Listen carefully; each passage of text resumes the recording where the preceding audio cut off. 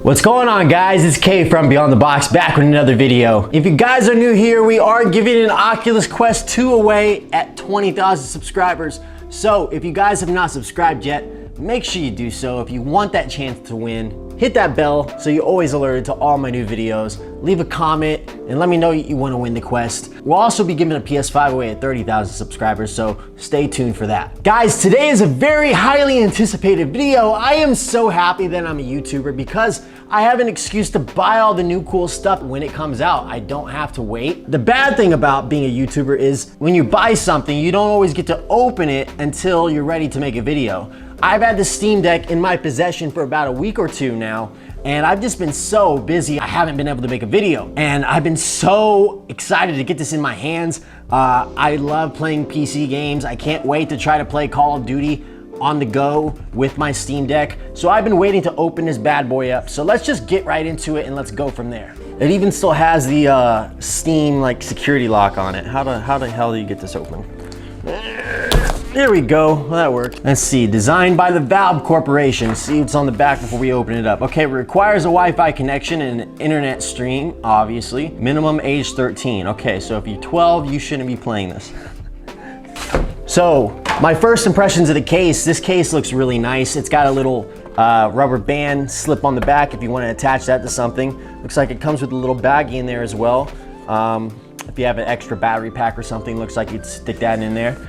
The case looks pretty protected. I am very happy with the case because this is an expensive product. I actually paid like $2,000 to get it really fast. It's actually like MSRPing for like $600. This is the 512 gigabyte model, but we did decide to upgrade it with another internal SD card that we're gonna put inside in just a little bit. But oh my gosh. Oh my freaking gosh. It is finally here. It is finally in my hands. Guys, I've been waiting for this for almost a year. I made my pre-order in July, as plenty of you did. The thumbsticks are incredible. Wow. Wow. Comes with a little microfiber towel so you can clean the screen off when you need to. Does seem like it's gonna keep your Steam Deck protected, so that is awesome. Very good quality case. Now, when it comes to the Steam Deck by itself, this thing is massive, not too massive. I don't have any of the other handheld PCs to compare them with, but I do have the Razer Kishi, and I also have the regular non-OLED Nintendo Switch. So you can see the size difference between these. You can see it kind of gets a little bigger as you go down, but so the regular Switch is quite smaller. Actually, the screen could practically fit the entire product itself. I'm sure the ergonomics could be a little better with this, but they did try to make it as small and as lightweight as possible, so I'm not mad about that. If I want to add any extra weight, I'm going to be fine doing it myself. I think the weight is nice for a product that is this big. They distributed it really evenly. That's a really good thing. And I love these thumbsticks. These are going to be perfect for Call of Duty and first-person shooters. And I love the fact that they did implement the 4 buttons on the back so I can make A, B, X, and Y whenever I need them. I'm not even probably going to be really using the buttons up here. The D-pad looks nice. It's your traditional D-pad, good for fighting games. Pretty much the same as you're gonna find on an Xbox controller. Comes with a Steam button that'll pull up Steam. Your settings menu, which you can pop up to the right, and you can mess with the settings per each game. Your start and your select button, just like on the Xbox controller. You're gonna find 2 microphones. There's little cutouts right here at the top of your screen. You probably can't see them, but those are microphones. You got the volume up and volume down rocker, a headphone jack, your speaker, your USB Type-C, and the power light right here. Speaking of which, please don't tell me you're dead. Valve, why did you guys not send this thing to me in a full charge? Come on, guys. Well, with that said, it does come with a power brick, and I can't exactly remember how many watts of power that this brick does output. You're gonna have to Google that and figure that out for yourself because I can't remember. The cord seems kind of short, which is a downer because the only charging port is at the top of the screen. So it's got a little charging light at the top so far, so that's good. We might just have to wait a second to see if it turns on. I really hope this is not a dud. Hey, we got it. It's not a dud. Nice. So this does have the anti-screen glare because I paid for the premium model. And you can kind of see how much it reflects based on seeing the Nintendo Switch. You can see my softbox is right there. And I can pretty much see myself like it's a mirror in here. Whereas you can see that lighting is a whole lot softer. Like, that's basically a mirror in comparison. So speaking about power, Valve does say this is rated between 2.5 hours to 8 hours, depending on what you're doing. It's a pretty big difference in time. I'm not really happy about that because the only way you're gonna be able to play Call of Duty or Warzone is going to be through Battle.net, which is on Windows. So we're gonna have to figure that out. So this thing does have a quad-core Gen 2 CPU and 16 gigabytes of RAM at 500 megatransfers per second, so it's a pretty fast device as well. It's got an AMD RDNA 2 graphics card. It's pretty intuitive. It's just like the same way you would type on a PlayStation. You got the triggers on the back to help you type.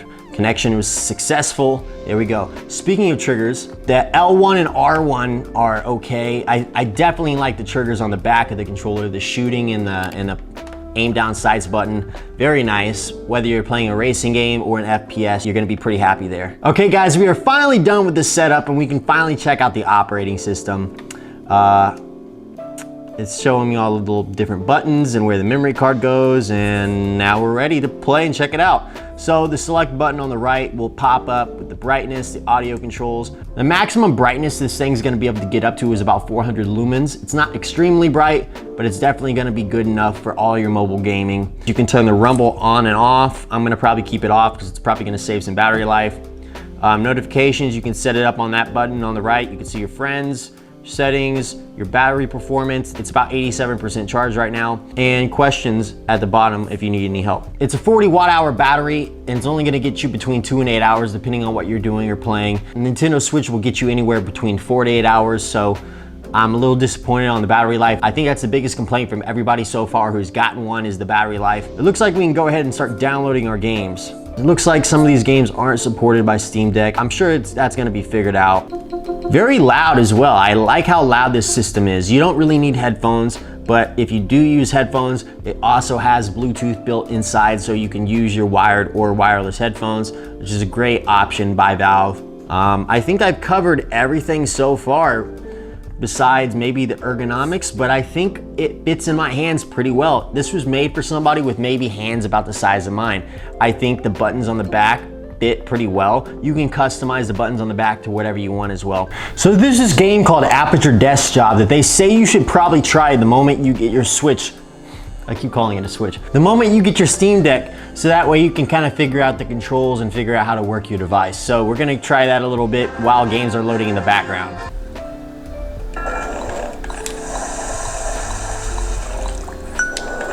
What an intuitive game. Cool. With that said, let's go into desktop mode really quick because I want to show you guys what I think about that. We're going to switch to the desktop by pressing the Steam button, and then we're going to load onto the side of Linux. But since I haven't talked about it yet, these pads are really cool. It feels just like an actual mouse. You can slide your finger just a little bit and the mouse will go all the way across the screen. It's pretty cool. You should be able to hold in the Steam and the X button to get an on-screen keyboard. There we go, finally. It wasn't doing that earlier.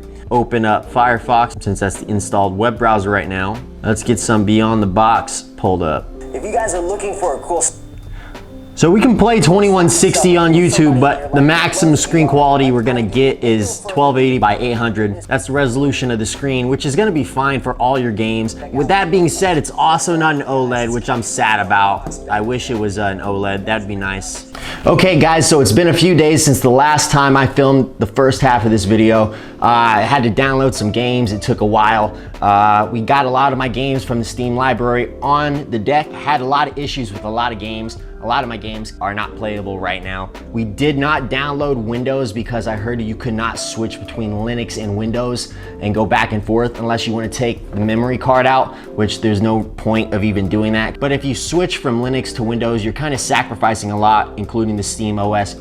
It just works so flawlessly with, and the battery life with Windows is a whole lot worse than it is with the SteamOS. Speaking of SteamOS, right now it says we have 4 hours at 87%.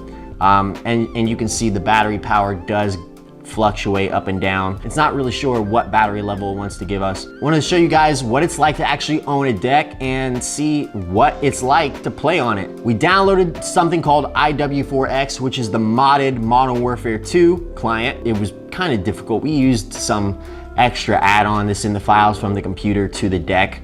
Otherwise, there would have been no way to get this on the system. You think it's intuitive, and the buttons on the back definitely help. So far, like, aiming is kind of difficult. Like, I'm not gonna lie, I've had better gameplays for sure.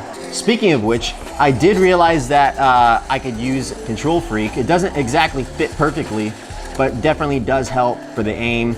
You just have to make sure it stays on by not removing your thumb.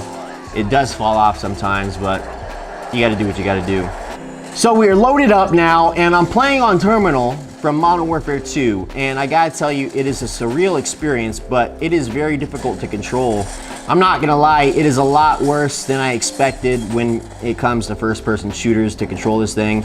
We do have the gyro pad down here to like give a little bit more precise aim, but yeah, it's still so difficult. But we are locked in right now at 60 frames per second on ultra settings, and we are getting our ass kicked right now. I did try to connect a Bluetooth controller to the deck to try to see if I could control it that way. It did not work. I'm disappointed. It's almost impossible to do good on this thing. I'm not gonna lie, guys. It's really freaking difficult, and I've been playing for about 2 days now. Like, you just can't control the thumbsticks very well. I play with all the settings I possibly can. This thing was still not meant for first-person shooters, which I'm really disappointed about because this is the entire reason why I bought it. I can't play worth a shit because not only is it difficult to control, but the angle is really freaking terrible. I'm trying to make sure for filming purposes that you guys can see as best as you can. So as you guys can see, I was able to load up Warzone, but unfortunately, after the Infinity Ward logo, it just turns black. Watch this. So it'll play some music, and that's all it will do. I can't get past this part. If anybody knows, leave it down in the comments so I can figure it out. But yeah, I mean, I got the game on Linux. It's working. It's just black, and I don't know how to get past it, and all it does is play music. This product is giving me so many problems. I can't tell you how many times I've had to start and restart this system again and again and again. Even now in the past 20 minutes when I've been trying to film, I've had to restart this system 3 times. There have been many times that the keyboard on the screen doesn't even pop up when you press Steam and X, so I've had to turn the system off and back on just to get the keyboard to show up so I can type. It's been really annoying, but other than that, I think it's just a software thing. They're gonna probably update it as time goes on. I cannot even get Battlefield 4 to open. I can't play more than 30 seconds of Battlefield 2042 without it turning off on me. I did play Star Wars Squadrons last night, and it played practically flawless. Actually, it did play flawless. I was really impressed. So we're currently playing at ultra settings and a max frame rate allowed, and it plays perfectly. But yeah, Star Wars Squadrons is perfect, absolutely perfect on here. It is really fun actually as well, so it's a great Steam game. It functions perfectly. It also has a VR mode. We haven't tried VR yet at all on the deck, but we will soon at some point, maybe in the next video. But yeah, this is gonna be a great game if you're on the road. The story mode will be fun. If you have Wi-Fi or some internet, the multiplayer will be great. I have no complaints about the gameplay. It works really well with the Steam Deck, and it complements it pretty well as well. I tried to open up Halo, and it just crashes the moment I press play every single time. And Insurgency Sandstorm works pretty well too. So this runs flawlessly as well. Max frames, I think this is ultra settings. No complaints here either, except it is slightly difficult to control. Oh, by the way, the back buttons for some reason don't work, but that's probably just because I haven't set them up. I don't know. But yeah, guys, that's where we are at right now with the Steam Deck. It does have a lot of problems. I'm hoping a lot of these issues are just software related and they're gonna be ironed out in the next few months. It's still a very early window for the Steam Deck.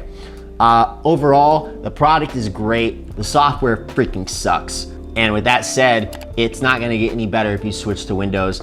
This is what it's really like owning a Steam Deck.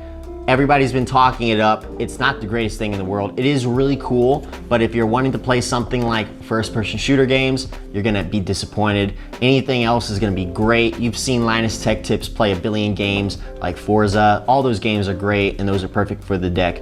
But for me, I'm missing out on opportunities because as you can see, every single game on my screen right now is like a first-person shooter. I'm not really getting as much benefit out of the system as I wanted to, but that's okay because we are giving an Oculus Quest 2 away at 20,000 subscribers, and we're giving a PS5 away at 30,000 subscribers. So if you guys are new, if you have not subscribed yet, hit that bell icon to make sure you're always up to date with all of my new videos, because we're gonna be making a video on a Steam Deck next, trying to test what it's like trying to run VR. So if you're excited for that video, make sure you thumbs up the video. It really helps me out with the YouTube algorithm. There's a lot to go over. If I missed something, let me know in the comments below what you want me to talk about in the next video when I do the VR. Yeah, I hope you guys enjoyed the video. I hope you learned something new. If you did, a like rating is always appreciated, and I will see you guys in the next Steam Deck video.